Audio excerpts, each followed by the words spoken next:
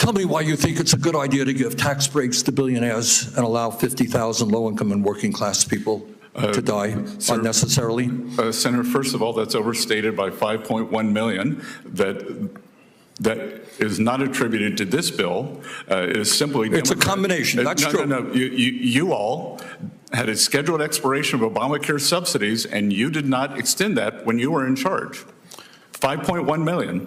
1.4 million illegal aliens on Medicaid. All right, look, and there are work requirements. And our goal is to get more money to children and mothers. Really? Your goal is to get more money to children, and working people. Really? Come on.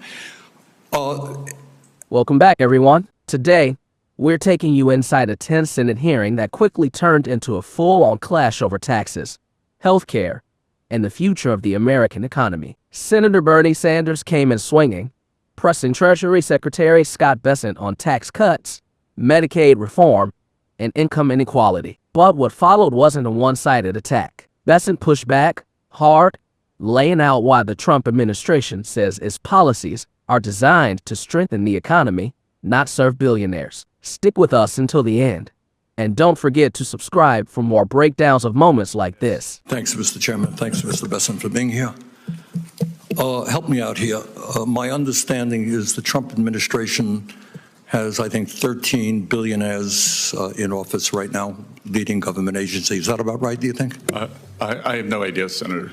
I think that's what the number is. Do you think it's a coincidence, given the large number of billionaires in the Trump administration, that this particular piece of legislation would provide $235 billion in tax breaks to the top 0.2% by expanding the exemptions in the estate tax?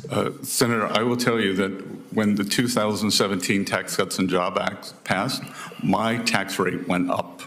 Well, I don't know your exact situation, but I can tell you. Tell me about how many people do you think are in the top 0.2%? Sorry? Number of people in the top 0.2% who would benefit from this particular $235 billion tax break. Well,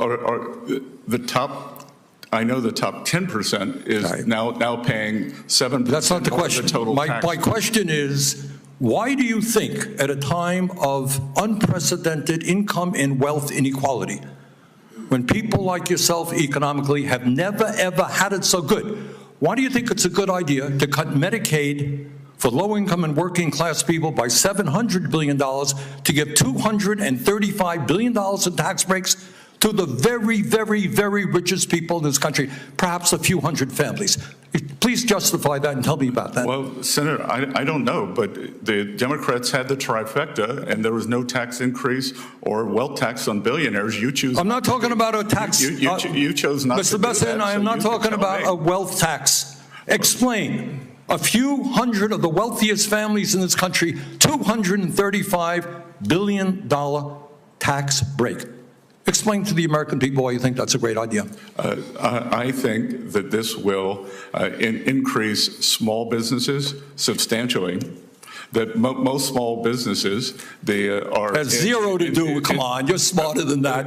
This is the top 0.2%. This is not a mom and pop store. These are multi-billionaires, and the savings go to their kids after they pass away. This is nothing more than a gift to billionaires in this country. Well, sir, that's just not correct, because the top 10% paid a bigger share of taxes after TCJA. I'm talking about one provision in this. I don't want to argue with you about taxes in general. One provision, few hundred families, $235 billion in tax breaks. You can't justify that because morally it is totally unjustifiable. Let me ask you another question.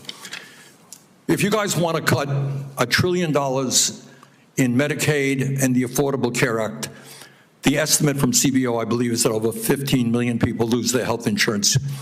Yale University and the University of Pennsylvania estimated that when you throw that many low-income and working-class people off of health care, some 50,000 people a year will die.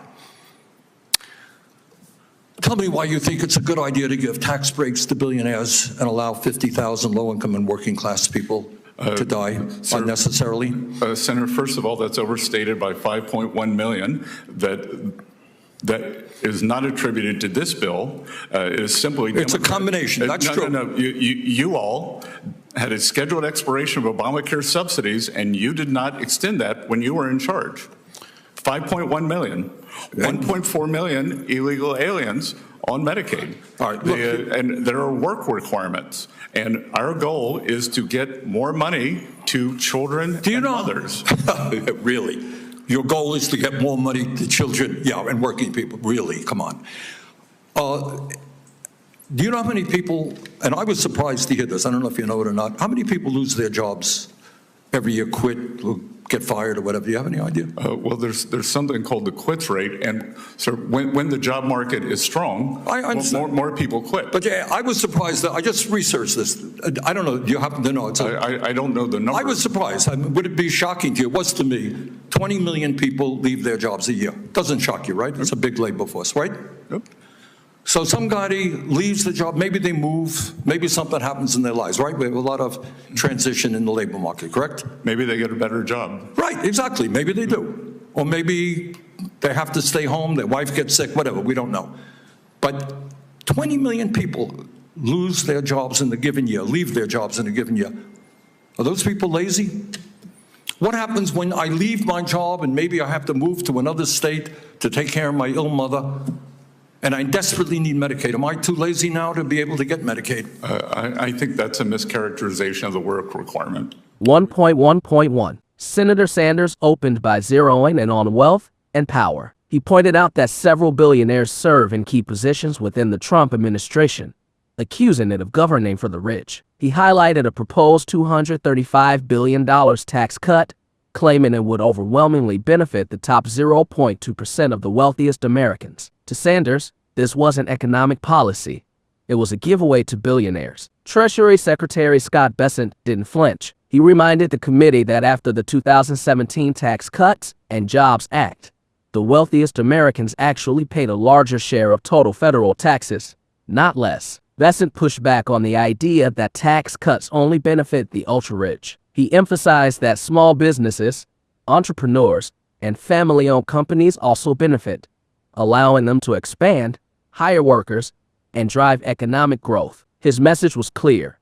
When businesses grow, the economy grows with them. Sanders then shifted to health care. He warned that cuts to Medicaid and Affordable Care Act support could force millions off coverage and potentially lead to thousands of preventable deaths. Bessent challenged those claims directly. He argued that the numbers were inflated and said the reforms were aimed at addressing inefficiencies in the system, including non-citizens receiving Medicaid benefits. He also defended work requirements, saying they help ensure limited resources go to children, families, and those truly in need. Sanders fired back, criticizing work requirements as unrealistic and punitive. He pointed out that millions of Americans leave jobs every year due to illness, layoffs, or family emergencies. Bessent responded firmly. He clarified that work requirements are not meant to punish people in transition, but to encourage a pathway back into the workforce, while keeping Medicaid financially sustainable for the future. Throughout the exchange,